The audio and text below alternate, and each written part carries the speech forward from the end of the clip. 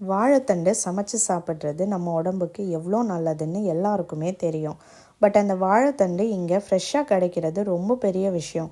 Plus எக்ஸ்பென்சிவாகவும் இருக்கும். ஊரில் தாத்தா தோட்டத்துலேருந்து அடிக்கடி கிடைக்கும். எப்போ வாழைக்கொலை வெட்டினாலும் மறக்காமல் கொண்டு வந்து கொடுப்பாங்க. இப்போ கூட நாங்கள் ஊருக்கு போனால் வாழைத்தண்டு கீரைலாம் அம்மா கிட்ட கேட்டு வாங்கி சமைக்க சொல்லுவேன். பசங்களுக்கு இந்த லீவ் டைமில் அவங்கள என்கேஜ்டாக வச்சுருக்கிறது பெரிய வேலையாக இருக்குது. அதுலேயும் இந்த சாட்டர்டே சண்டே ரொம்ப கஷ்டம். வீக் டேஸ் ஆச்சும் செஸ் கிளாஸ், ஜிம்னாஸ்டிக்ஸ், ஸ்விம்மிங்னு ஏதாச்சும் ஒன்று ஒரு 1 hour இருக்கும்.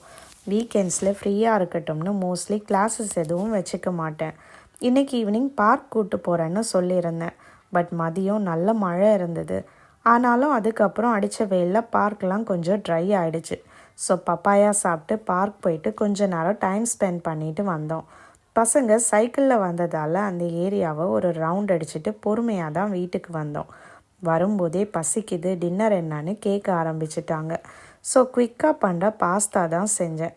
மீன் டைமில் இந்த பசங்க லேடி பக்கை பிடிச்சி டப்பாவில் போட்டு அதுக்கு இலை எல்லாம் ஃபுட்டாக போட்டு வச்சுருந்தாங்க. மூச்சு முட்டி செத்துடும்னு சொன்னால் லீவ்ஸில் ஆக்சிஜன் இருக்குல்ல, சாகாதுன்னு சொன்னாங்க.